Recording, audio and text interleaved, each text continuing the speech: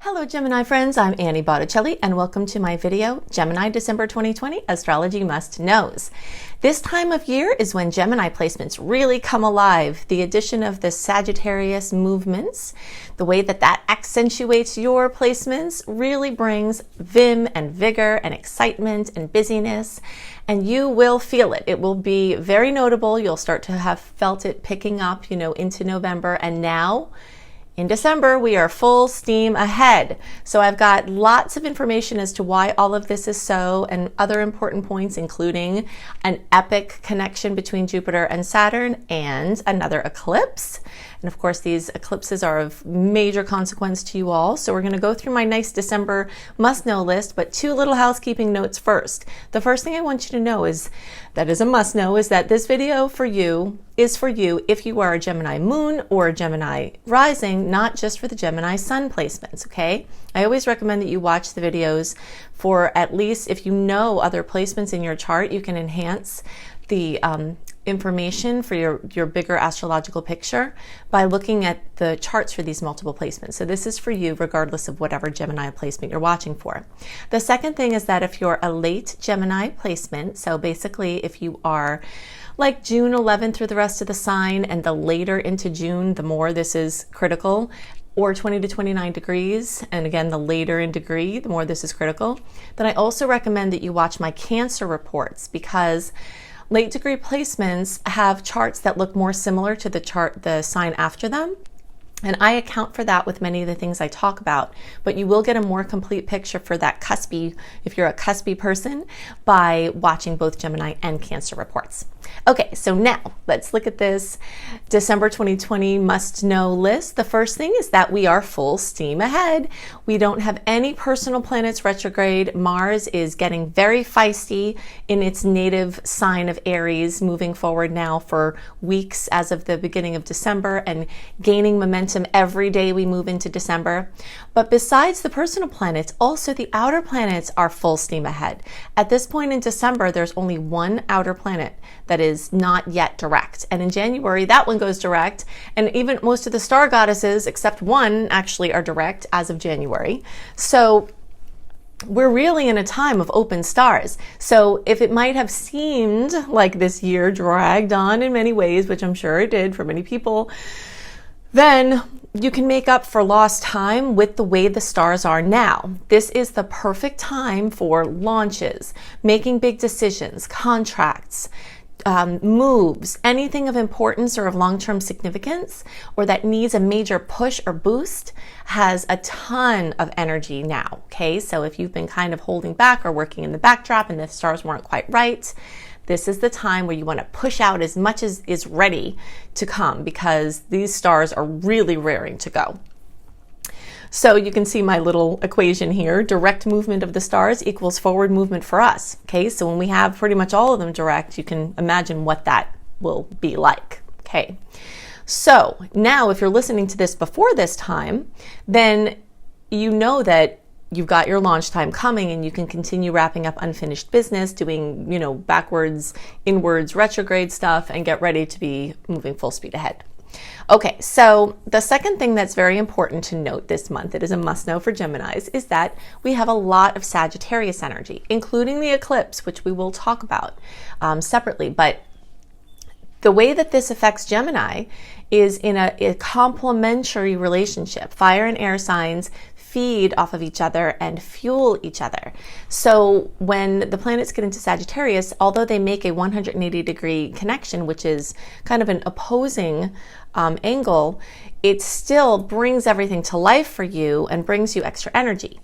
And you might feel pulled in many different directions or in two specific directions from the energy of this opposition. You will be overwhelmed, you will be overstimulated, it will be hard to keep your center. So a definite must-know this month is, I know Geminis are not always really crazy about meditating unless you have other placements in your chart that make this easier for you, but this is a time where whatever you can do to just kind of bring some presence, bring some anchoring, stomp your feet, get outside, move around, exercise. If it's, put your head up to a tree, anything that helps to ground you, you're going to need that in full swing this month because of the way the Sag energies affect you. Now, the Sagittarius energies are also going to really bring relationships into focus. And this is not just the movements of the Sun and Mercury, this is also the eclipse energy. So actually, let's just switch over now to the hot summary dates. I'll talk about a couple of other things, and then we'll go back here in chronological order for this eclipse and what area of life is going to be accentuated. So I have a big yay for November 30th through December 5th because we have an uninterrupted flow of sweet aspects. We have quite a few nice aspects in December, but we also have quite a few salty aspects in December. And I'm noting November 30th through the 5th because it's just an open time where it's not like nice aspect, annoying one, nice aspect, annoying one, which is pretty much how it is the rest of December, except for a little flow, which I'll get to. So you'll notice it, you can pick up some speed, it can be pretty much unencumbered. And that November 30th eclipse, of course, is in Gemini. This is your sign. This is a big time. Definitely watch my November report to see more about how that Gemini eclipse is going to affect you. But for our purposes here, know that there's also a sweet aspect on that date, November 30th, which is when the first eclipse is. So you've got this nice sweet flow here. So it's really good to plan things. Okay, so now let's cycle back around to this eclipse. December 14th, we have an eclipse at 23 degrees of Sagittarius. As of the middle of 2020 and through the very beginning of 2022, we've got a Sagittarius Gemini eclipse cycle that's going to bring radical change for Sagittariuses and eclipses. I mean, Sagittariuses and Geminis rather. And this is a really big deal. So themes that you started to notice come up like March and April of this year, because sometimes we feel that the energies of the eclipses before they were actually, in the more towards the middle of the year. But in that time frame, you will have seen the themes that were starting to come up, and those themes are going to come back into the forefront now. And a lot of those themes have to do with me versus we, or you versus somebody else. Yourself and yourself in relationships, how you relate to other people, how you're going to combine with other people. I'm sure a lot of your relationships were called into question, and like how you're going to work those relationships, if you're going to keep those relationships. And now's the time to start to move forward with whatever conclusions you've come to about these relationships. But your relationship sector is so accentuated, and you might have a new relationship come in, and this could be what I call, an ROC, or a relationship of consequence. So that could be divine perfect partner, divine perfect collaborator, divine perfect accountant, divine perfect, other person who plays a key role in your life, friendships, business, clients, etc. So that's going to really be accentuated for you. And there is more to know about this eclipse, okay? So there are several layers that we have to look at when we see how eclipse effects are going to come. The first is we look at the sign. So everyone in the zodiac is going to have the effects of eclipses in Sagittarius. So basically things with education, teaching, learning, anything with international things, immigration or languages or international business, whether it's virtual or through travel. And some other things, publishing, things like that. That's all going to be up and coming for you in a big way. Now, so all Geminis can also search for my video called Eclipses in Sagittarius. If you search for Annie Botticelli Eclipses in Sagittarius, or just look at my homepage, my playlist page, you can get more details as to how I've seen these eclipses manifest, as far the ones in Sag, okay? Now you're also going to want to know about eclipses in Libra, okay? So all Geminis, search for my video, Eclipses in Libra, because that's going to give you more insight into this relationship piece and the different ways that I've seen this look. I've compiled these videos based on my experience doing thousands of readings over decades, and also doing horoscopes very intently for a very long time. And these eclipse videos are the summary of all the ways that I've seen them manifest. So all Geminis watch the Libra ones. Now, if you are like, we'll say around June 9th through the rest of the sign, or like 18 degrees or so through the rest of the sign, you definitely want to also watch my eclipses in Virgo, because you all towards the end there also may actually have the eclipse in your 6th house, or may feel it, will be close enough there that you will feel it. And that has to do with your health, your pets, animals, work, your business things, your regimens, your routines, diagnostics, things like that. So if you watch the video on the eclipses in Virgo, you'll also, you have a piece there for those of you towards the end of the sign. Now, those of you who, again, are like in this 18 to 29 degree range, or like birthdays around June 9th through the rest of the sign, and the closer that you are to, like, let's see, June 9th plus 5, around the 14th, the closer you are to the June 14th birthdays, the more you're going to be profoundly affected by this, because it will be in closer connection to the exact degree of your placement, okay? So radical change is afoot for all Geminis, but the closer you are to that degree, the more intense it's likely to be. And that can be for better or worse. You know, eclipses definitely can bring in revitalizing change, but sometimes we have to say goodbye to things that we don't want to, and that's part of the making room for the new and just the general course of things that, you know, some of those things are non-negotiable. They're out of our hands.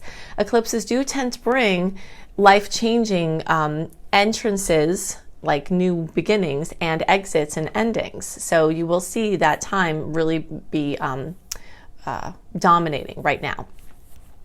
Okay, so some other dates to note.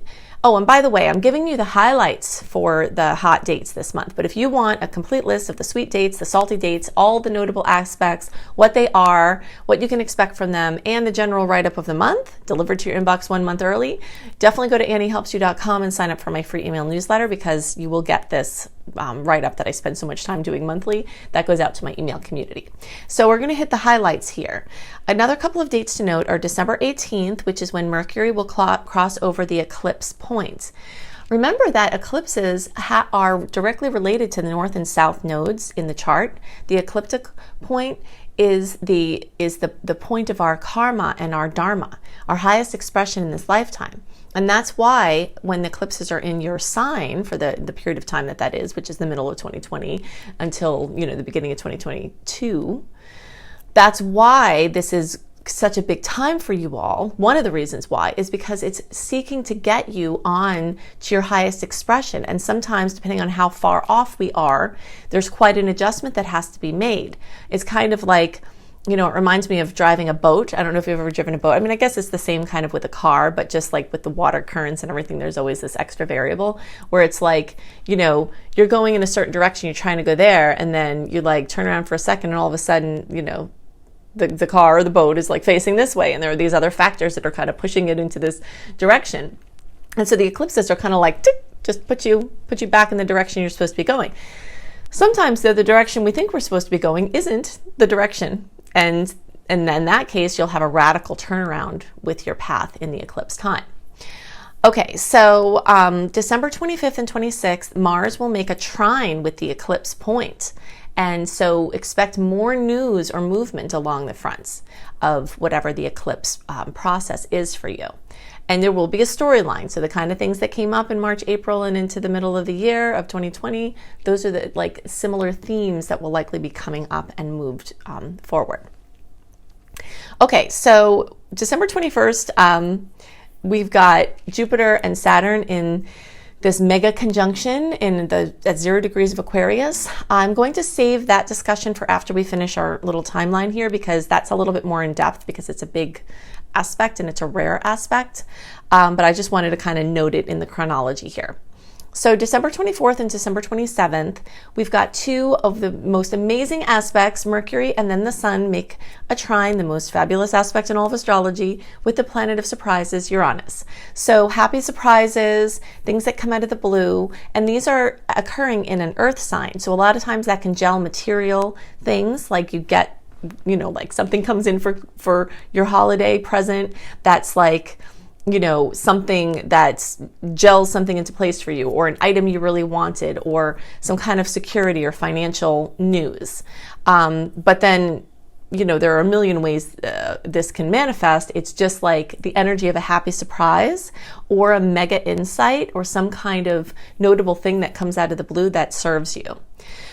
Now, I do have a little crunkly face here amidst my smiley faces for this date sequence, because you know, I've mentioned quite a few things, the Mercury and Uranus, Sun and Uranus, the Mars making the trine with the eclipse point, all that's happening in these dates.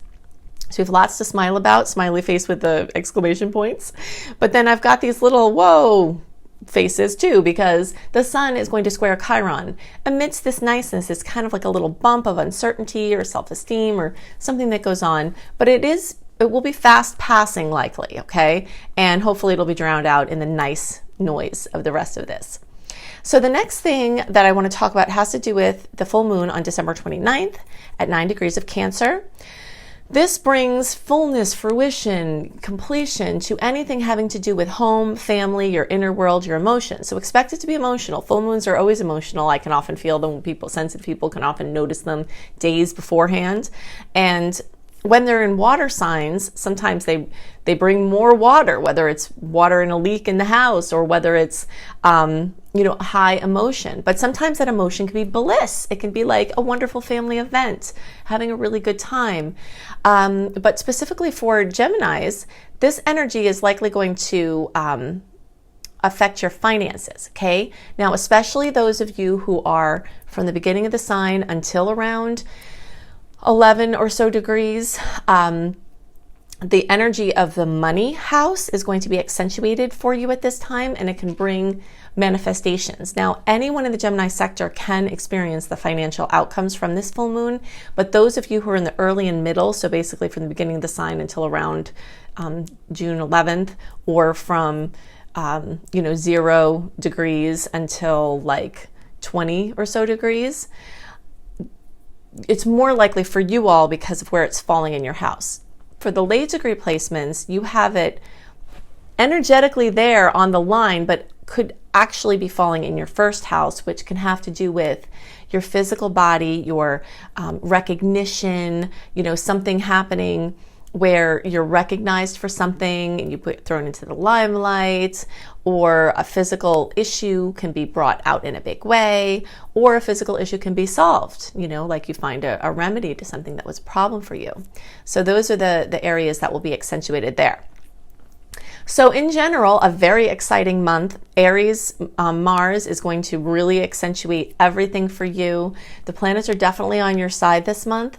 Your biggest key is to stay grounded and, just not be swept away by the sheer busyness and overthinking and mental and physical activity of it all. But I want to focus now on this topic of, if Jupiter, the great expander, is moving through Aquarius and it's moving through a certain section of your chart, then what happens when Saturn, the cruncher, the restrictor, the limiter, is also moving through? So the first must know with that is that, yes, Saturn can run a little interference as far as what Jupiter is trying to do. But in this particular sign of Aquarius, I'm not seeing that as much of a troublemaker as it was in Capricorn, because Jupiter is super happy in Aquarius. And when Jupiter is moving through a sign that it's happy in, it can get really carried away. Okay, Jupiter rules excess. And I know a lot about this. I have an astrologer friend who calls me a one-woman Jupiter transit because I have so many placements of Sagittarius in my chart that, like, the epitome of all of the energy of Jupiter in myself, my expression, and my life is like very Jupiterian, okay? It can be extremely excessive to a fault, to where it burns itself out, to where it turns into something not great, okay? And so I see Saturn kind of hanging out there as like a little babysitter. It's like saying, okay, I see you're happy and you're rambunctious with your new toy of being in a sign that it likes. Here, let's just kind of make that more sustainable, make that more effective, make that more responsible, and have that be more of like a constructive accomplishment. You can also kind of think of this energy like a prescribed burn when they're trying to clear out some underbrush to protect from wildfire issues in the future. A prescribed burn allows a burn to only get so far so that it can be productive, and then it just cuts it off. So I see this as kind of like a little guardian protector in this case. And so that's exciting.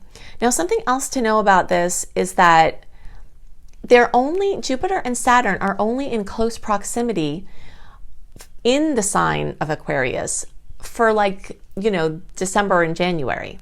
Then after that, Jupiter just rolls out and leaves Saturn, the old guy, in the dust. It's like, he's like, okay, father time, I'm going to be on with this. And it just kind of races through Aquarius. And then when it does retrograde, it still stays at the later degrees of Aquarius. So it's not going to come back in the very close proximity that we're seeing here in the December-January timeframe. So the most hindrance and the most challenged points of them coming together we're likely to see in the December-January timeframe, but hopefully that will soften over time. And then just kind of see them as like working in cooperation as they're moving through the different areas of your chart, which again, this is going to kind of be staggered. So I'm not that concerned about a lot of negative effects of it. I'm more interested in how there are likely to be positive and supportive effects for the reasons that I mentioned. Okay, so is that, oh yeah, there were two other things I wanted to mention about this. The conjunction that Jupiter and Saturn makes is at 0 degrees. It's right at the beginning of Aquarius. And at that time, we have the planet Pallas Athena right there. And Juno is right there in a 60-degree angle, which is a super positive angle. Okay, so this is speaking to the feminine principle coming into play here in a more notable way. And this is kind of a way of the future. The future is going to have more of this feminine masculine balance.